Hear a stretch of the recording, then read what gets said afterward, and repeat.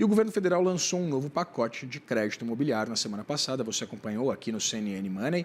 A nova regra permite que até 100% do saldo das cadernetas de poupança tenha livre destinação pelos bancos. E esse novo modelo também prevê um teto dos juros. Para a gente repercutir essas novidades, a gente conversa agora com o Luiz França, presidente da Associação Brasileira de Incorporadoras Imobiliárias. Seja muito bem-vindo e boa tarde, Luiz. Prazer ter você aqui. Boa tarde, é um prazer estar com vocês aqui da CNN mais uma vez. Luiz, queria começar te perguntando exatamente o que essa ausência agora de uma limitação do ponto de vista desses recursos empenhados nas cadernetas de poupança, também essa transição, né, essa transferência dos compulsórios lá do Banco Central também para viabilizar esses novos financiamentos, para esse teto, para esse contingente de brasileiros que não era atingido ali exatamente pelos critérios do Minha Casa Minha Vida. Como é que isso modifica exatamente o mercado? Como é que a associação recebe exatamente essas modificações? Acho que a medida é extremamente positiva, na verdade. O mercado estava precisando de alguns ajustes que vieram, e o que eu verifico nessas medidas é que, primeiro, nós vamos usar de uma maneira mais inteligente os recursos da caderneta de poupança. Ou seja, com os recursos da caderneta de poupança, usando desta maneira, que é um tipo de alavancagem que vai se fazer, você vai poder produzir mais crédito imobiliário. Então, isso é um primeiro passo importantíssimo. Vale lembrar que, primeiro, haverá um teste com 5% do compulsório. Isso é muito importante que tenha esse teste para a gente ter a assertividade do produto.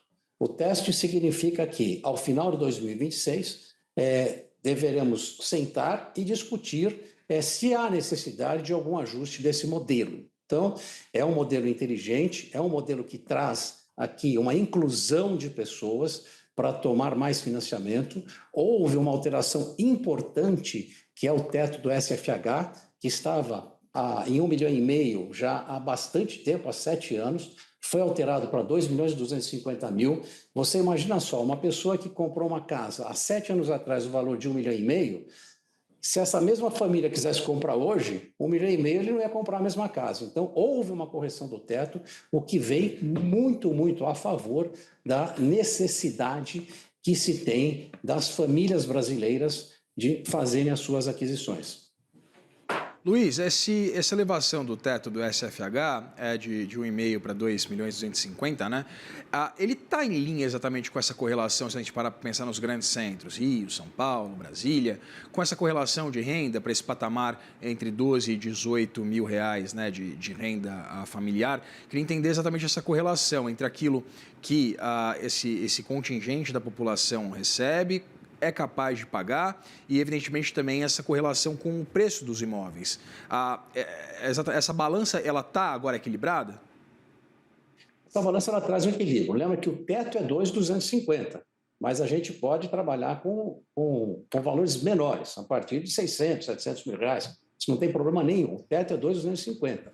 E o fato de você ter a taxa limitada a 12% já faz com que a prestação seja mais baixa. Hoje os bancos estão trabalhando uma taxa média de TR mais 13% até 14%. Então, você veja que há uma diferença em termos de ganho spread do banco, o que vai trazer a primeira prestação dessas pessoas ao nível mais baixo quando você tem essa alteração de taxa de juros. Então, isso aqui faz com que um grande volume de pessoas que não acessava o financiamento para adquirir a casa própria passe a acessar o financiamento para adquirir a casa própria numa condição de uma prestação muito menor quando você traz de TR mais 14 para TR mais 12 a taxa de juros.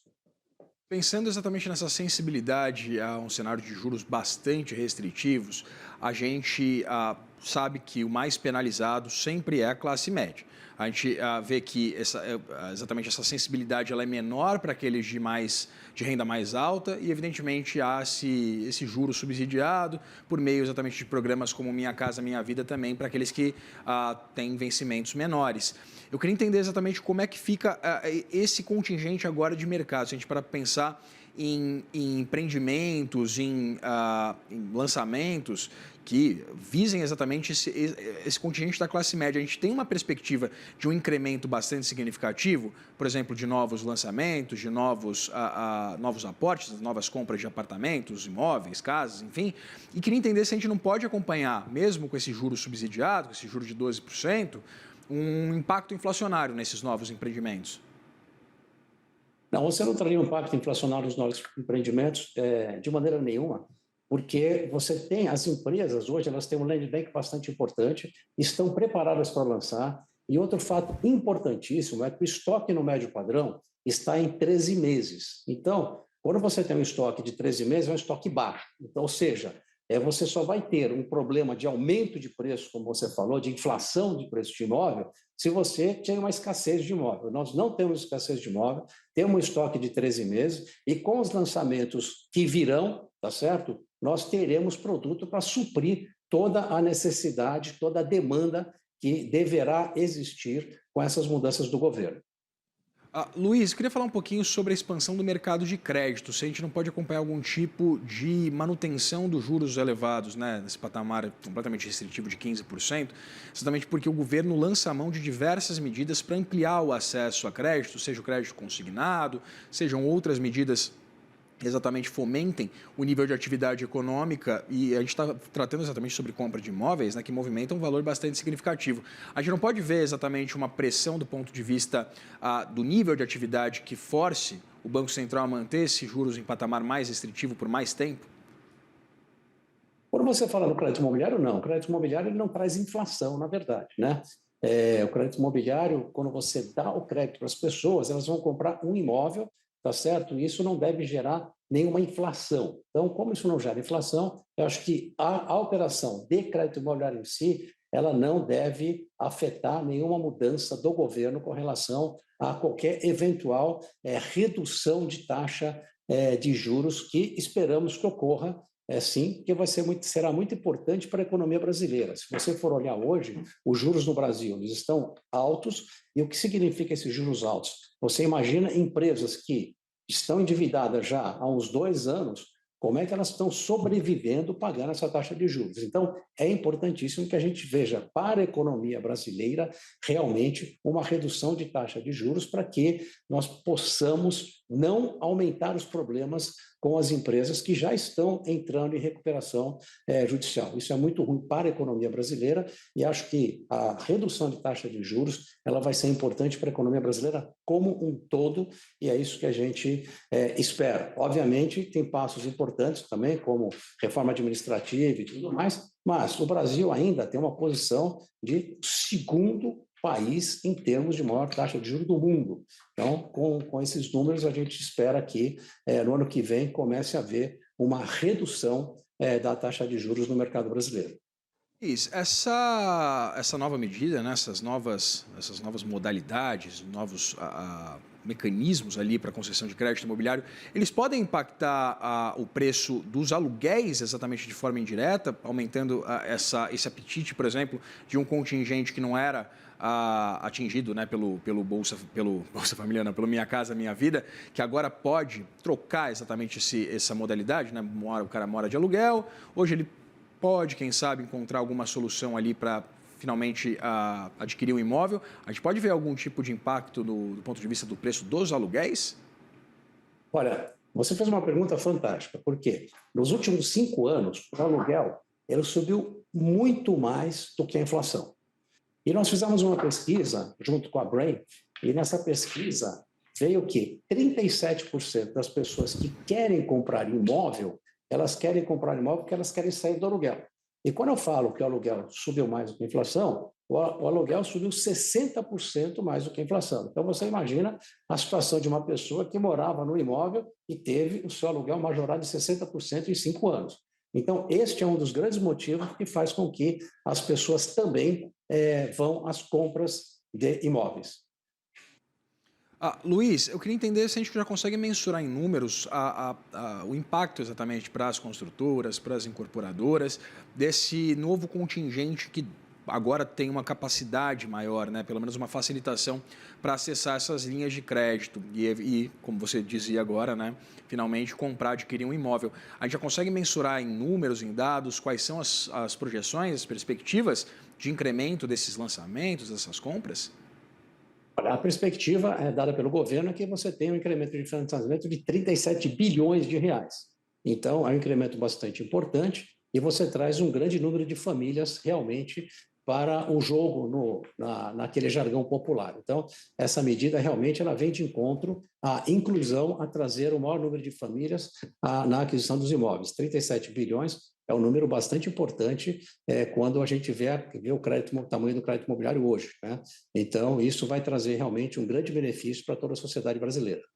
Luiz, pensando nessa retirada recente de recursos da poupança, a gente tem visto, né, o balanço ali publicado pelo Banco Central mostrando mais saques do que aportes. A gente tem um cenário em que os títulos de dívida, por exemplo, eles são muito mais atrativos do que a própria poupança nesse cenário de juros bastante elevados.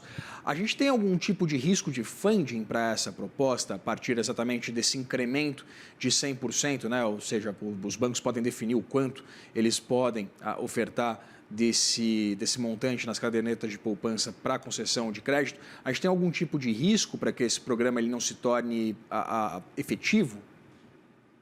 Muito pelo contrário. Justamente por causa dessa queda de recursos da cadeia de poupança, que esse novo sistema ele vem muito forte. Porque o que acontece? Hoje você faz um empréstimo e você pega da cadeia de poupança 65% vai para o crédito imobiliário. Só que 65% que vai para o crédito imobiliário não é o suficiente para financiar todos os compradores de imóvel. Então, os bancos têm que ter o quê? Eles têm que ir tomar LCIs, e quando eles tomam LCIs, você tem uma taxa média. Então, entre aquilo que vem do custo da poupança e aquilo que vem do custo da LCI. Agora, o que vai acontecer? O banco ele vai tomar no mercado as LCIs e 100% desse recurso ele vai ficar liberado do saldo da poupança para que o banco aplique em 5 anos.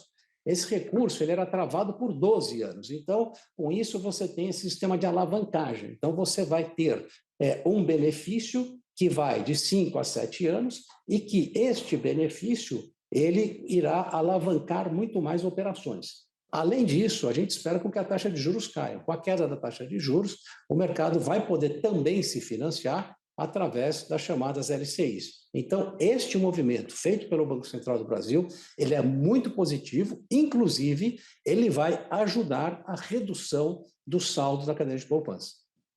Luiz, pensando nessa perspectiva, né, de uma redução da taxa Selic para o ano que vem, o Boletim Focus publicado hoje tem essa previsão mantida em 12,25% para o fechamento da Selic em 2026, com esse teto dos juros dos financiamentos em 12% e com essa perspectiva de que a gente tem um juro muito similar daqui a pouco mais de um ano, né?